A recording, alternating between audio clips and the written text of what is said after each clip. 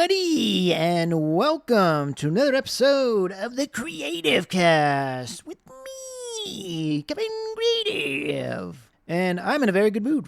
What can I say? Oh, Kevin boy's in a good mood. Oh, my goodness gracious. Today is March 8th. TFCON 2025 up in Burbank. I went on over to it. It was a good time. I have not been to a convention in several years. I think the last one was maybe Anime Expo, 2015, maybe. I just kind of lost interest. It's not that I lost interest in the conventions. I just kind of figured, the thing is, it's not cheap to go. You have to pay money and all that, make time and all this stuff. And I just kind of figured, you know what? A lot of this stuff I like to see the reveals. I like to see the announcements and stuff like that and the panels and all that. But you can see all that on YouTube these days. You don't have to go. It's nice. It's fun, but you don't have to. So I got a little complacent and I just figured, you know what? I don't really have the time to do all this stuff. I don't really have the money to do all this stuff. Let's just enjoy it online and there you go. But yeah, this was $35 for the day. It's Saturday. I decided to go for the Saturday session and it was a good time. I didn't stay for any of the panels or anything, unfortunately. I really wanted to go to the deleted scenes for the Transformers animated panel, but it's okay. Unfortunately, I'm still very busy. What can I say? I'm still a really busy guy, but the reason I went was because Jobby the Hong, he said he was going to be there, so I said, screw it. I can make time for Jobby, for the old big boy himself. I mean, he's my good old Uncle Jobby. I can make the time. So, yeah, it was cool. It was very nice to see him. Really exciting. See him in flesh, getting to touch that beautiful flesh of his. Very cool. I probably should have taken a picture, but I'm just not really a picture guy, It's not that I don't like it or anything. It's just, I don't know. I'm never going to look at it again. Sorry, that's just how it is. I'm never going to look at it again. I take the picture once, and it's cool for the moment, and then that's kind of it. But I'm not dying anytime soon, at least not planning on it. So we'll have a moment in the future. I'm hoping if things go with the channel and my choices and all that, and if I get better as an artist, who knows what kind of avenues can grow. But Jobby, if you're listening to this, thank you again for taking the time to meet with me. It was very cool. It was very nice. You're a very kind person. You're very inspirational, not just as a creator, but just as a human being. Just seeing you be so welcoming to all the people around you and so accommodating to everyone. It's just very inspiring. I don't tell you. I always appreciate stuff like that. So thank you. I did give him a couple of gifts. He was very appreciative. So yeah, that was a good feeling. What can I say? I'm on cloud nine. It was a good time. I made some fan art for him. The thumbnail for this video is the art that I gave him. I want to make sure that this video has that thumbnail, so there's that correlation. But yeah, it's very nice to see his reaction. He seemed to really enjoy it. He was showing it off to his friends. They seemed to really like it. So I'm glad he appreciated it. That was really cool. I also got him a little drink for him, little voodoo. He said he really liked that too. So I'm glad. I know you like to have a drink every now and then. So I wanted to come prepared. So enjoy, hope you enjoyed it. There was a third gift, the best one for last. I did ask him to save it for a fail box. He was very kind and he did tell me that there is one coming up. So he's going to do that and he's going to hold on to it for that. And I'm excited. I'm excited to see it come out because it's just nice. It's nice. It's nice to be recognized when you put in a lot of work into something. So I couldn't be happier. What can I say? One of the happiest moments I'm having right now in my life. So good time. I was really hoping I could bump into TJ Omega. He said he was going to be there. I was really hoping to see him. Unfortunately, I couldn't find him. I mean, he was on the move. I know from based on his videos, he seems like he's really into the panels and the meet and greets and stuff with other voice actors and creators and stuff like that. So I know he's the type of guy that, based on his vlogs and his videos and stuff, it seems like he's always on the move at conventions. But oh well, I have plans to meet him in the future. TJ, if you're listening, you better keep your eyes open because I'm coming for you. I'm excited to do that. I was hoping to meet him. I wasn't planning to meet him. It was a very last minute thing. He just posted hey, I'm going to be at TFCON this year in LA. So I kept an eye out. I was there for a while, but I figured, all right, if I can't find him in the few hours that I've been here, he's probably busy running around trying to get the stuff. So like I said, wasn't planning on it, just hoping for it. So it's okay. I didn't have anything prepared for him for this meetup. Like I said, I'm planning on meeting him at a later date for something else. And I have something prepared for that. But like I said, didn't have anything prepared for this. This was, like I said, I found out last minute he was going to be there. So it was just going to be a nice little way to say hi,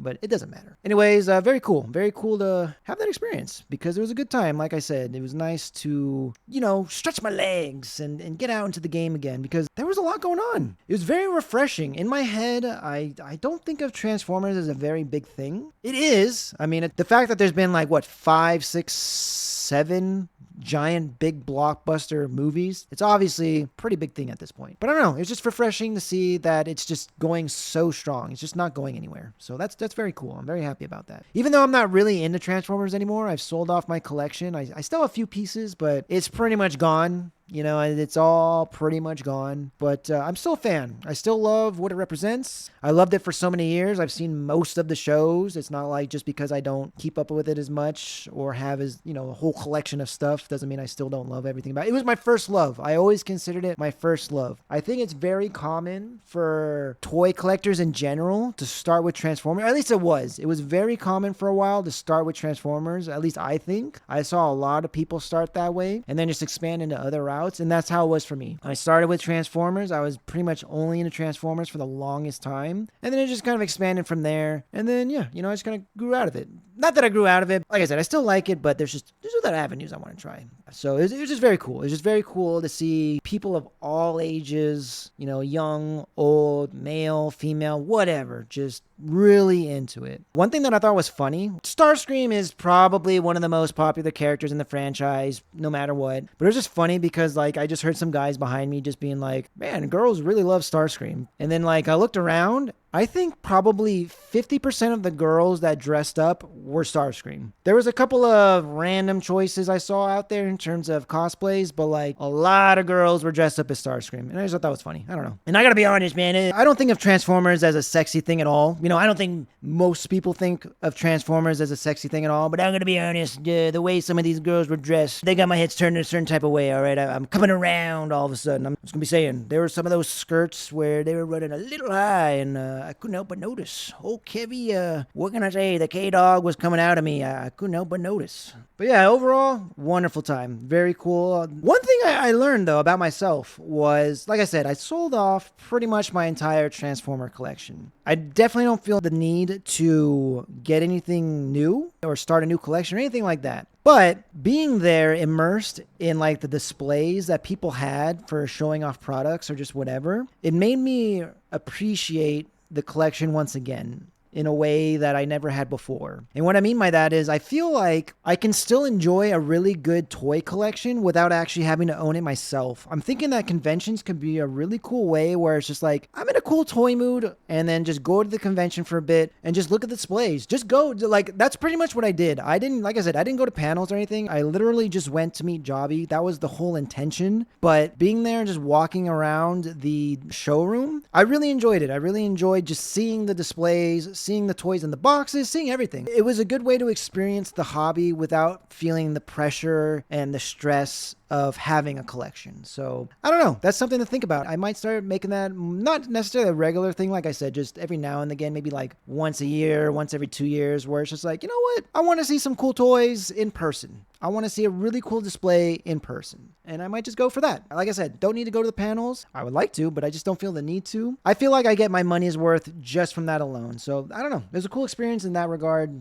just for that. And they had a lot of people there in terms of like voice actors, toy designers, just people in the industry in general. There were so many, and it was a good feeling. It was a good feeling to see a lot of people just having a good time. That's what it gets down to. Being immersed in this crowd of positivity just felt really good. I don't know. That's just what it was. And I don't want to say I get nervous in crowds. I'm just not much of a crowd person. Obviously, I don't think really anybody is. Is anybody going to sit here and say, I love being in a giant crowd of people? Nobody's going to say that. All right. So obviously. I don't know. This was really an experience where I didn't feel weird in the crowd. I didn't feel like stuffy. I didn't feel uncomfortable. I didn't feel like I was in anybody's way. It just felt good. Being on my own, I was just kind of listening out for the people around me, hearing what they say. And it was just nothing but good vibes. And I was just, I don't know. It feels good. I keep saying it. It was a good feeling. It was a good time. I had a great experience. It's definitely going to be one to remember. So I'm glad that everyone there seemed like they were having a good time as well. It was a good time. It was very refreshing. It was just very refreshing to see just so many people just getting along, having fun. It just kind of gave me a little spark in me that I haven't felt in a long time that, I don't know, we might have to grow. We might have to fan the flames on this one and see if we can get back in the swing of things. I just don't know. Maybe it's because I'm getting older. Being an adult is obviously a priority in life. You just have to focus on your adult bullshit. Maybe it just made me realize that there's just something in me that I've been pushing away, or that has been lost, or that I've been neglecting. I don't know what it is. I feel like I've just been a little too serious. I don't know. I really don't know how to say it, but this was something good for me. This was a good experience that I think I needed. A little reminder that just because you get older doesn't mean you have to get cranky. You know, maybe that's what it is. And I feel like people listening to this are probably like, what the hell is he talking about? He makes videos where he's just ranting and raving and screaming about toys and video games and getting all kooky and weird. What is this guy talking about, acting like a cranky old man? I get it. But like in the day-to-day minutia, it does pile on. So like I said, this was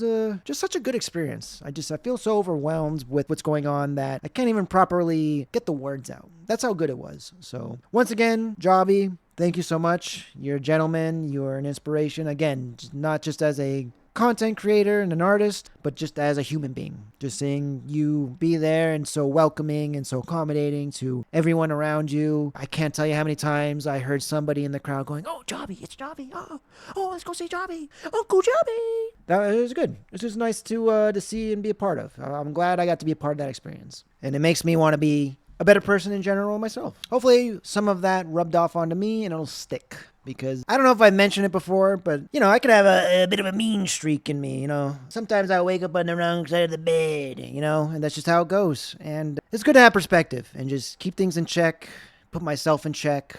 I'll be the first one to say a lot of the times I got my head way up my ass and I got to pull it out. So thank you to everybody for TFCON for helping me pull my head just a little bit more out. Felt like everybody just grabbed a hold and it was just a big old tug of war and just pulled it out. Got my head right up out of there. So thank you. What else have we got going on for old Kerry? I mentioned in the last podcast that the good old Jaeger went up for pre-order for the Zoids.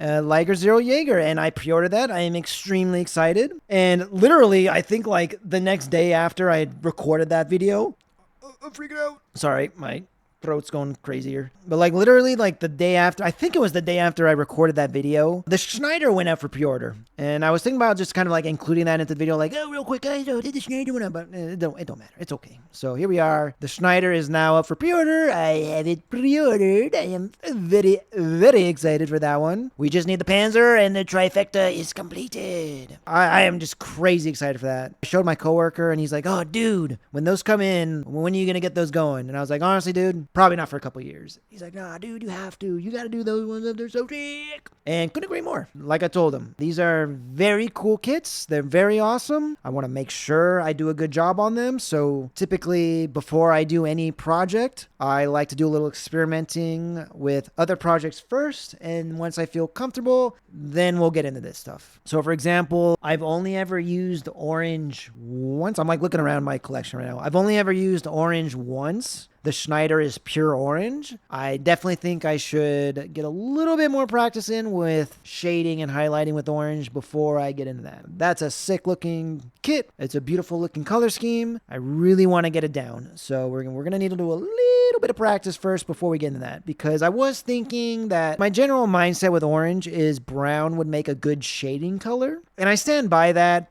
But I think it could be better. I'm thinking like a light brown with a little bit of orange itself mixed in. That could probably do for a better color. Actually, you know what? I think just off the top of my head, now that I'm thinking about it, I think what would be a really good idea would be pour orange into the cup and just get a little bit of brown and mix that in just to darken it up. We don't want to get it too crazy, but just to darken it up just a little bit. And then go over that, highlight it with standard orange, maybe even a little bit of yellow in there. And that could be something. But again, I'm just spitballing ideas. I need to do a little bit of experimentation. So we'll figure things out. So the one kit that I did in orange is the Oshimar, the HG Oshimar. I actually have another one. I actually really like both the mobile suit mode as well as the mobile armor mode. So I did get two of them. So maybe this will be my opportunity to do the second one that I have in my backlog. I do need to do it at some point. So maybe we'll just use that as a way to get it out of the way, do some experimentation, and there you go. And then I could be ready for it. So we'll see. We'll plan things out eventually. Also, for the blades on this thing, it's kind of in a grayish blue. Maybe we'll keep it in that color. I'm thinking, like, I kind of like that color. I'm just thinking that maybe if it was a metallic color, it would be better. Like, keep that same grayish blue color, but if I can figure out how to do that in like a metallic way, I think it could pop a little bit better. The blades themselves definitely would want to do that in a nice, shiny, like bright silver, but for the actual like handle part, I don't know what you want to call that thing. I need to figure something out. That's basically what I'm getting at, is that I'm still not quite certain on how I want to go about that, so we got to make sure we know what we're doing there before we even get into it. That's kind of how my thought process goes when I'm trying to figure out my next build, or if there's like certain ones that are just stick out to me that like I know I need to get right, because there's certain ones where it's like, you know, obviously I want to do a good job, but like if it doesn't come out the greatest, or if my choices aren't the best, it's okay. I buy some of these kits with the intent of using them for experimentation. I still want to do a good job, obviously. We want to try things out. For example, the HG God Gundam and the HG Shining Gundam. Don't get me wrong, I love them, but I definitely bought those with the intent of like, okay, I'd rather do a much better job on, for example, the master grade versions of those. So I'm going to do the high grades first just to get a feel for things. Now that we have a better idea of how these colors work and all that, and does it look good or not, now I feel more confident to move forward. You know, that's kind of where I'm at with that. Speaking of which, we got the real grade Shining Gundam on the way. Really excited for that. Like I said, I have the HD Shining already built up, painted. We see how it looks. We see what we did. Now I feel much more confident about going to this RG. So now I can definitely do this RG much sooner than later. Probably not going to, but we could. That being said, we did get some new model kit announcements coming out. We are going to have a master grade Barbados Lupus. Probably going to pass. I'm just being honest, because that's the only thing I know how to do is just be honest. So I'm going to be honest. Probably gonna pass. It's cool. I just don't need it. I hope a lot of people want to get it just to support the line, but I still have my standard Barbatos in the backlog that I still need to do. I still have the P Bandai armor set where I would like to get more of the standard Barbatos to switch up the armor, because I don't want it. Like I said, I never like to switch out the parts once they're done. So I wouldn't mind getting another Barbatos, maybe even 2 or 3, to have different variants from that version. So with that being said, I just don't know if I could justify getting the Lupus. Lupus Rex, on the other hand, if they make a Lupus Rex, which, let's be honest, that seems like it's very likely, I might have to get it. I don't want to get it. I don't need to get it. I might get it. I don't know, man. I just don't know. That's a pretty cool looking design. It is insane. And it is very different from the other ones. Not very, but it's different enough. I feel like the Lupus and the standard Barbatos are a little too similar for me to justify needing to get it. But the Rex, now that's a beast. That is a beast right there. And yeah, we'll see. We'll see. We will see. Still on the fence about the Vidar. I was very excited when they first announced it, but it's just like every time I look at my backlog, it's just like, do I need another one? No. But we'll see. We'll see. This is my pre-order list that I have currently. Base EXE, Real Grade Shining Gundam, Liger Zero Jaeger, Liger Zero Schneider, and the Real Grade Wing Zero. What did I say? What the freaking heck did I say in my last freaking podcast? Did I not say that I wasn't going to expect the Wing Zero Real Grade? Did I not just say that? And what did they do? They announced the Wing Zero in the Real Grade. What a way to smack me in the face, Bandai, but I'll take it. I'll gladly take it. Smack me across the face. Choke me out. Oh, step on my balls. I don't care. I'm all for this one. It looks freaking amazing. I love wing kits. I'm telling you right now, I freaking love the Wing series. The show is okay. I'm not gonna lie. The show it's mostly good. The show is mostly good. It just gets confusing. I don't know. Does anyone else feel that way? I feel like I had to rewatch that show probably 3 times before I could really understand what was actually happening. I'm just gonna be honest. I remember the first time I watched it, no clue. Earth, bad guys. Colonies, good guys. Oz, bad guys. Gundams, good guys. That's as far as I could take it. Anything else with all the subtle nuances with the change and switching, and now he's on this side and they're on that side. He's in this suit. Now he's in that suit. It went over my head. I had to watch it probably, like I said, 2 to 3 times more just to like finally grasp what was happening. I feel like season 1 was fine. It was really when season 2 started where I was like, wait, what? Like, where are we? Right off the bat, I think season 2 started with Quatra and the Proto Zero. And I literally thought I had missed an episode. I had kept looking all over YouTube and the internet. This was a long time ago. I was looking all over the place, just trying to figure out, like, what the heck? What is going on? One second, we're all here doing this thing. And the next second, Quattro is just flying in on the Wing Zero, going crazy. And it's like, where did he even get this? Where did he find it? What the hell? So, yeah, I don't know. Some of the writing there was a bit iffy, but the designs themselves, 100% into. Love them. If nothing else, I love seeing them on the screen. Another thing I wasn't the craziest about with the Wing series in terms of the story was Wu Fei. Actually, no, it's not just Wu Fei. All of them. With the exception of Quattro, I think I understand his reasonings for why he's in this fight. He has comrades on Earth. The Middle East is like his squad. I don't know what you call it. It seemed like they have an alliance there, so I could see why he was fighting for them and everything else. Hero, Duo, Troa, and Wu Fei, I have no idea why they are doing anything that they're doing. Hero, I can kind of understand. It seems like he was just born into it. He was raised to be this like assassin type guy. It's the only life he knows. This was everything that was beaten and trained into him. So fair enough. I can get on board with that. He's just basically a robot that was designed to carry out these orders, right? This is the only life he's known. So fair enough. Duo, no clue. Not even a little bit, not at all. Why is Duo Maxwell a Gundam pilot? Why is he fighting for this cause? How did he become part of this movement? I don't know. There's no answers for that. Same thing with Troa. They didn't really get into that. Same thing with Wu Fei. Well, Wu Fei, I'm going to go ahead and just assume there's some family lineage there where, like, I'm sure him and his government or whatever, the family that he was a part of, they had, I'm sure, some reasonings there, but it just wasn't very clear. Like I said, the writing was kind of all over the place, so I'm not very clear on that. But Troa and Duo, again, no explanation. They were just, I don't know, they enlisted? I don't know. Maybe they just saw the injustices that were happening around them and they just felt the need to step up, and they eventually became qualified to become the pilots for this Operation Meteor. I don't know. That's just how I feel about that. Maybe I need to read the manga or see the Endless Waltz. I haven't seen Endless Waltz. I've never read the manga for Endless Waltz. I've never seen the movie. So maybe that helps explain things that I'm not understanding. The only reason I didn't see the movie and all that is I didn't really care for those versions. I do have the model kits, the master grades of those designs. I think they're cool enough in terms of a toy to have. But in terms of for the show, I was just like, I don't feel like spending the time watching this movie and all that when I don't really care for the designs as much. I will say the Wing Zero especially, the Endless Waltz one with the actual angel wings, that one really grew on me. When I was much younger, I didn't care for it at all. Honestly, what it was, I think, was the color scheme. Yes, the angel wings, I will say, were kind of off-putting just because I don't feel like having a very organic looking piece like that, like actual feathery angel wings, really works with a mecha design. I will say my thoughts on that have changed over the years, but at the time I wasn't really caring for that. But I also just felt like the fully blue and white color scheme was kind of boring.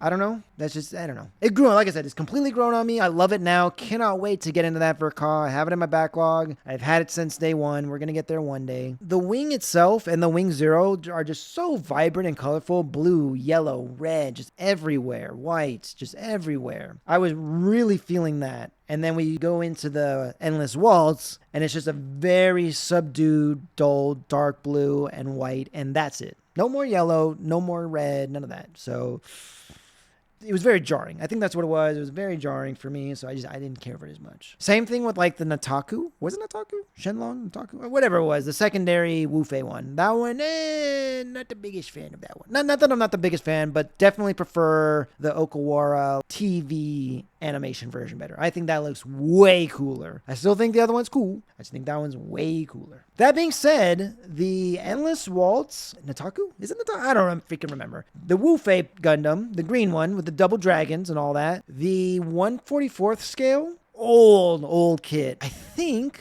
that might have been my first ever Gundam model kit that I ever did, like years and years ago. Like, way, you want to talk about the secret origins of Kevin Creative's Gundam model kit and all that? I think that might have been the first one. It was either that one or the Death Scythe Hell Custom. Something like that. I don't know. It was somewhere around there, but yeah. Those might have been my actual first model kits. Hand painted, hand brushed, terribly done, horribly put together model kits. Come a long way since then. I'm going to tell you that. I've come a long way. So yeah, very cool. Very cool. I'm just excited to have all those. If everything goes as planned, I'm expecting, obviously, the Bolt Gundam. I think we can all say that the Bolt Gundam is going to come. So I'm thinking Bolt Gundam, Panzer, Liger Zero Panzer, and I think, fingers crossed, please, that should be it. I think after that, if I clear out my pre-order list that I currently have with the 5 I listed, plus Panzer and Bolt Gundam, we might actually be done with the backlog. That being said, it doesn't seem like they're slowing down on wing kits. It doesn't seem like they're slowing down on G Gundam kits. If they keep doing them, I'm going to keep buying them. So let's just keep that in mind as well. That is the rule. The rule is Wing and G Gundam. They keep doing it, I'm going to keep buying it. I love those series. I love those designs. Everything else, I can be picky and choosy about. Like I said, that's why I'm hesitant on the Vidar, because it's like, yes, it's very cool, but look what they're doing with all the Wing and G Gundam stuff. And that's the priority. So that's where my head's at with that. Same thing with Mega Man. We got the base coming out. I'm going to pass on the Sigma. Confirming that I'm passing on the Sigma. It would be cool, but I'm going to pass. That being said, I really feel like as soon as that Sigma comes out, they're going to announce a vial. If they do a vial, I'm going to get that vial. I'm just telling you right now, that would be really cool. I might actually do it pretty close to the D-Arts version. I don't own the D-Arts version. I kind of regret never getting it. If they do make a model kit of the vial, I might go with the metallic purple, gold, a pearlescent white, gunmetal, all that stuff. So, I don't know. I just know. I'm speculating. We're just speculating. I'm spitballing and speculating. Don't know what's going to happen. I feel like if Sigma is coming out, it's going to be kind of hard to say that they're not going to do a vial. It just seems like if they don't do a vial, it's going to be a missed opportunity. Let's just put it that way. I really feel like, how could you do Sigma without them? I feel like they go together. No? Am I wrong? Am I wrong on this? I feel like they're a duo. That being said, what other cool Mega Man model kits do you think they could do? I would actually love it if they leaned heavy into Mega Man 8. I know that game gets a lot of flack. Don't know why. You get a funny voice acting. He's got a funny lisp. Dr. Waiwu. I get it. The voice acting in English is goofy. The rest of the game is awesome. I don't know why everybody shits on Mega Man 8. It's a great game. Looks beautiful. Plays wonderfully. Music kicks absolute ass. The designs are awesome. Like, I don't know, man. I'm a big fan of like colorful, bright, vibrant, high contrast designs. That is Mega Man 8. Mega Man is just beautifully done, very colorful. Music's amazing. I don't know. I'm all about it. So I would 100% get a Search Man if they made it from Mega Man 8. I'm just saying. Tengu Man 2. If they made a Tengu Man from Mega Man 8, I'm in. I don't know what to tell you. In terms of the EXE series, I honestly don't know. I don't know where they're going to go with this. The fact that they're doing base EXE, I would have never guessed that base was going to be on the list. I could name 10 other designs that I would have thought of. Not that I don't think it's a good choice. I think it's an amazing choice. It's just one of those choices where, like I said, it's just one of those things where I mentioned it in the last podcast where it really feels like for some reason the coolest designs are just either not made or impossible to find. And that's where base lies for me. It's like, this is a really awesome design that just, it's in that category of it's obscure enough to where I could see them not doing it, but here they are doing it and I'm excited. So I'm looking at the price right now, $96.99. I don't know where the hell they got that goddamn price from. It drives me insane, but I'm going to do it. I'm going to suck it up. I'm going to make it work. I'm going to do it. Like I said, I've only got 5 things on pre-order, so I'm not too worried, but still, that's a lot of money for this model kit. I don't know. What is up with Mega Man stuff being crazy expensive? Is it the IP? Is it the licensing rights? Is Capcom charging just crazy money for the licensing rights? I don't understand. How is the 1/72 scale Liger Zero Jaeger on pre-order for $80.99? That's a much bigger, much more complicated, way more parts, just a lot more going on. Same company, both Kotobukiya. But that one, $16 cheaper, almost $20 cheaper than base, which is an extremely basic, no pun intended, basic figure. It's a very generic humanoid body with just a couple of little flares here and there. You know, it's a human. It's just a human. It's just a regular human body with just cool shoulder pads, cool forearms, cool ankle armor, and then a cool head. It's a lot of money for not a lot.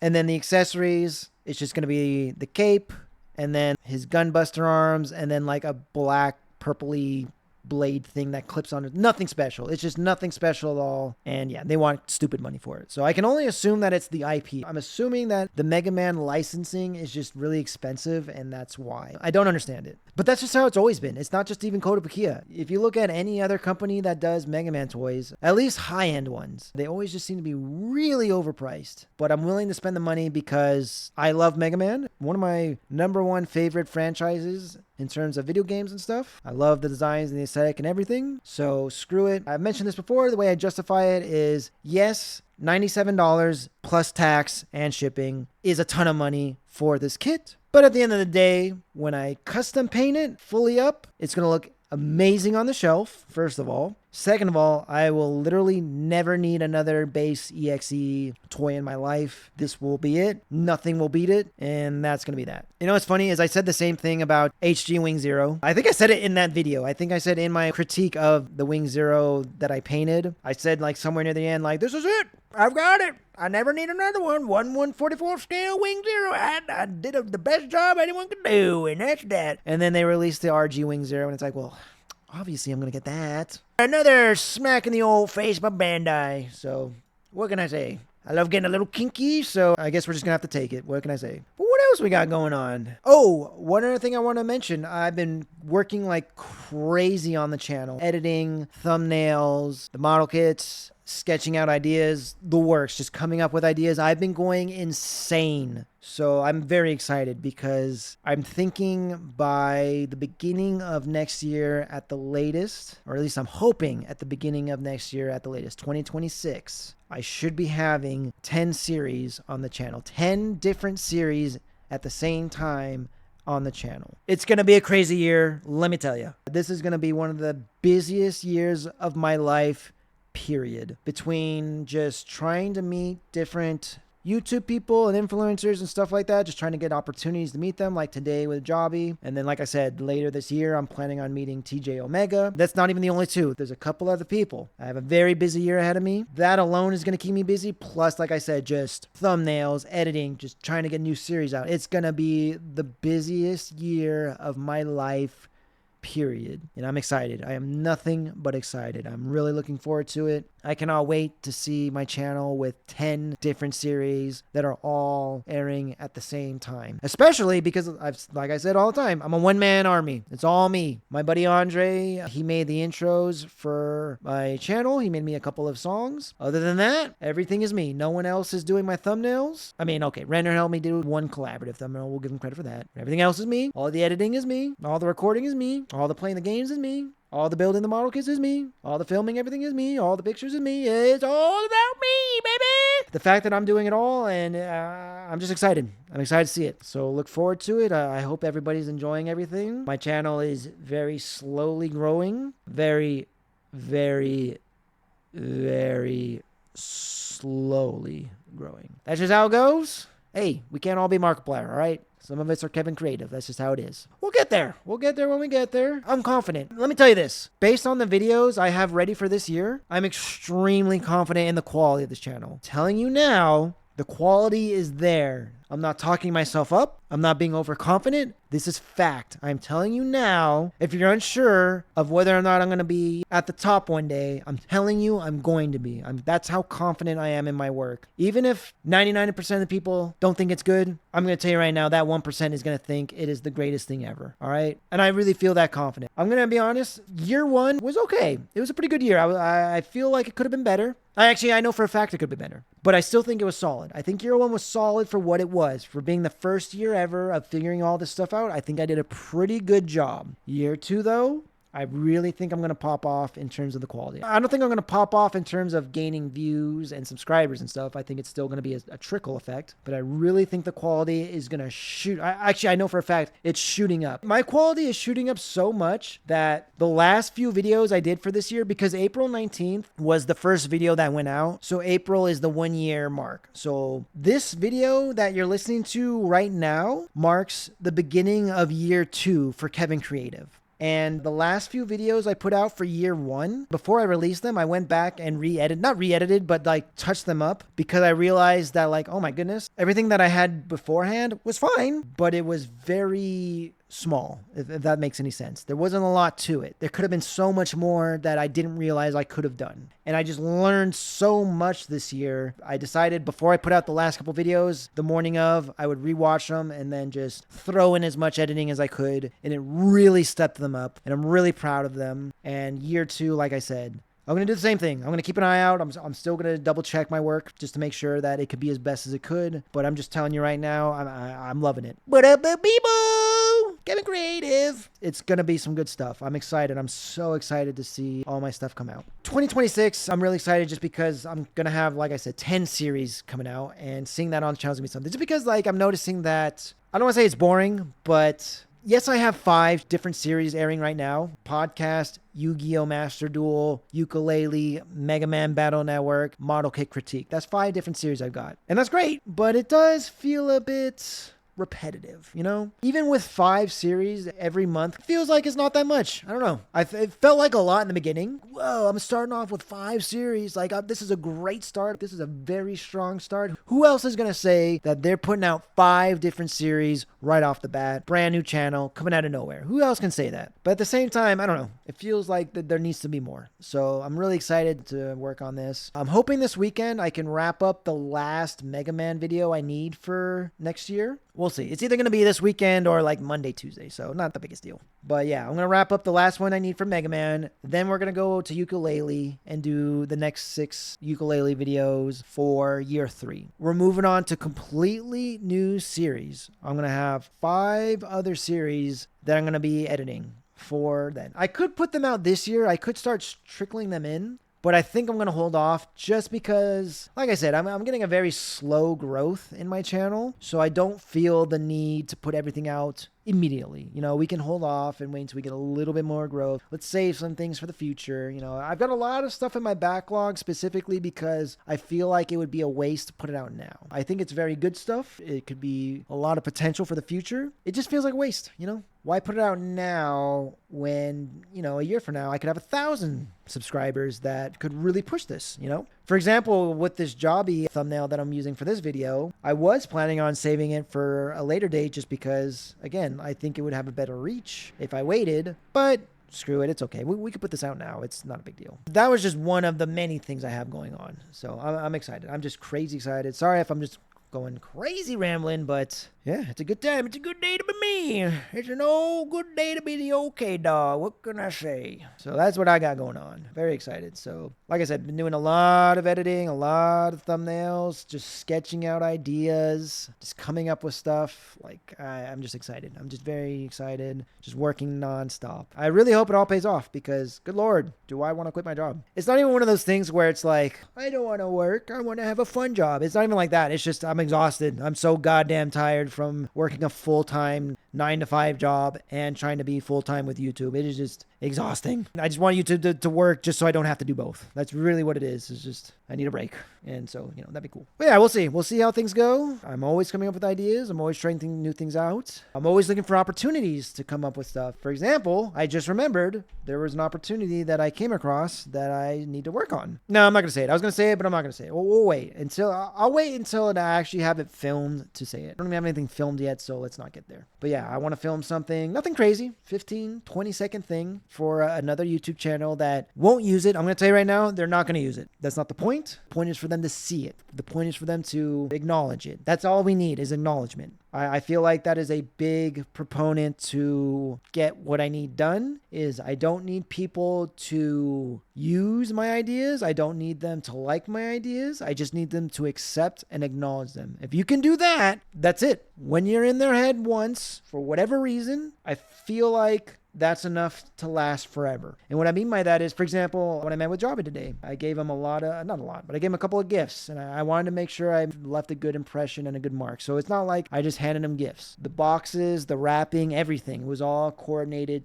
specifically towards him. I wanted to make an impression. And even with the stuff that I gave him, everything was directed towards him. I don't want to speak for him or anything. I don't want to overstep my bounds, but I feel like with the presentation, with the gifts that I gave him, all that, I feel confident that I could meet him again. At the very least, I could be like, hey, remember me? I was the guy that gave you that. And he'd be like, oh yeah, you were that guy. Like, I definitely remember you gave me that stuff. You know, it's one of those things, right? So that's kind of what I'm trying to do with as many YouTube people or just people in general as I can. Is I want them to know I exist. That's it. I just want them to know that I exist. Once they know I exist, we can move forward to new steps. I can put out new work that could interest them or whatever, or that they could just like or just whatever. Because that's it. That's all. Because here's the thing. Once you exist and you're on somebody's mind, like I said, a year from now, 2 years from now, I could do something else. And then if they do a video, he did this thing on his thing and I remember him from this. And then you never know what can grow from that.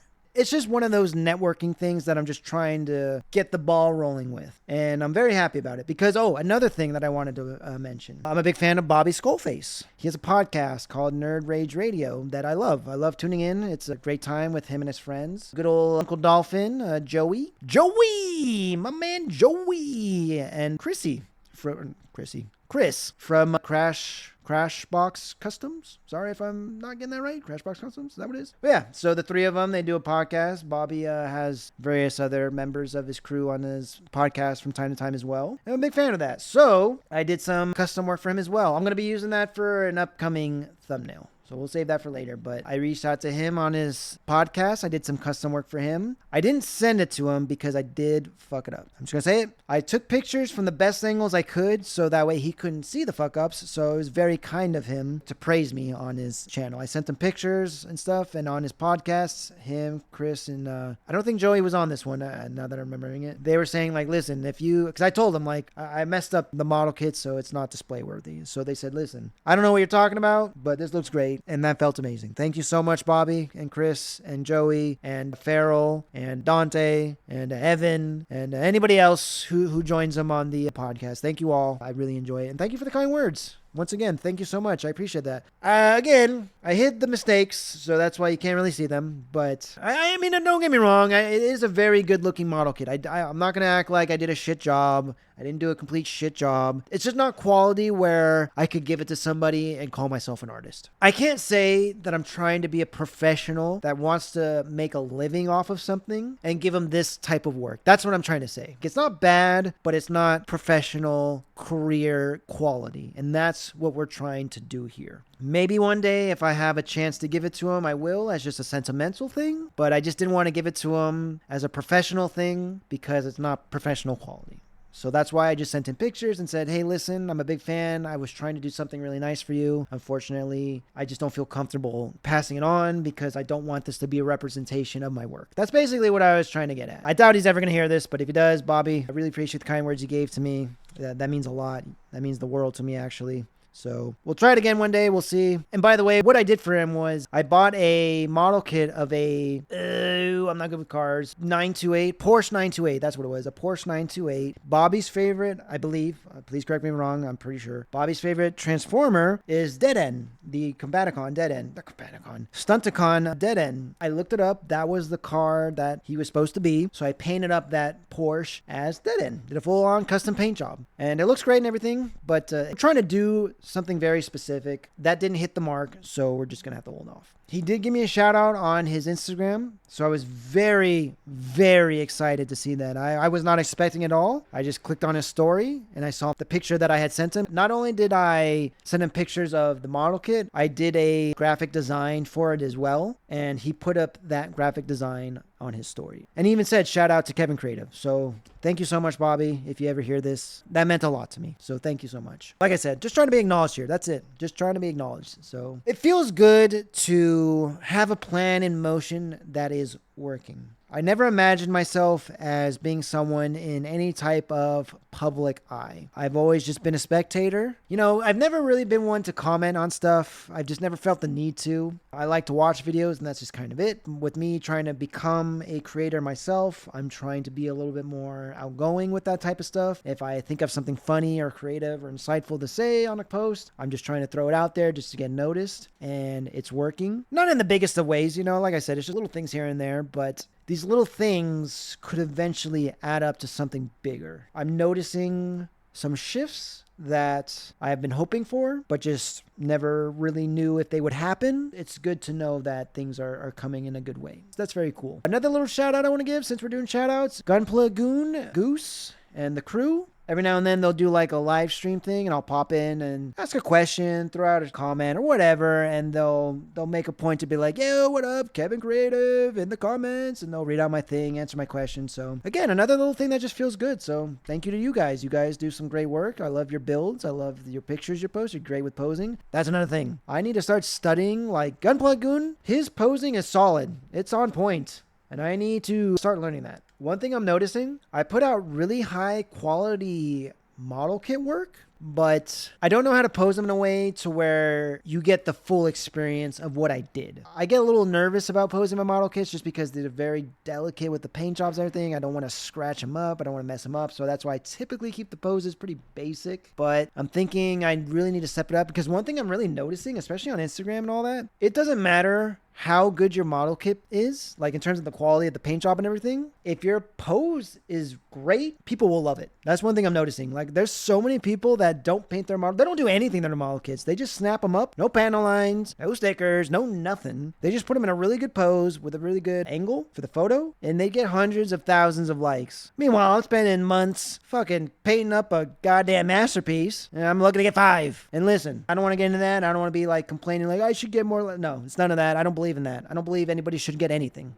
All right, you get what you get, and that's it. So if I get 5 likes, then that's all there is to it. There's no complaining. That's just what it is. But at the same time, it's like I'm putting out some pretty, some pretty quality work here. I feel like people are liking it. To be fair, I also know that a lot of people, they look at stuff without liking stuff. I'm the same way. I don't always like stuff just because I just don't think to. I don't know. It doesn't come to my head. I'm just scrolling. I'm like, oh, that's cool, and I just move. I move on. But that's just another thing. So I need to step it up in that regard. Just little things here and there to work on for myself. So we got big things coming. I'm very excited. Cannot wait for the future of Kevin Kreative. I really do think that once I get the right attention, the right shout out, the right whatever, my channel really will pop off because I really do think the quality is there. It's just gonna snowball and get crazy. But anyways, guys, I'm gonna go ahead and take off from here. I gotta go drop the kids off at the pool. So we'll see you again, and I'm excited to meet up with more people in the future. I hope to find more opportunities to say hello. I've got lots of gift ideas and fan art and all this stuff that I want to show off and give away. And until then, we'll see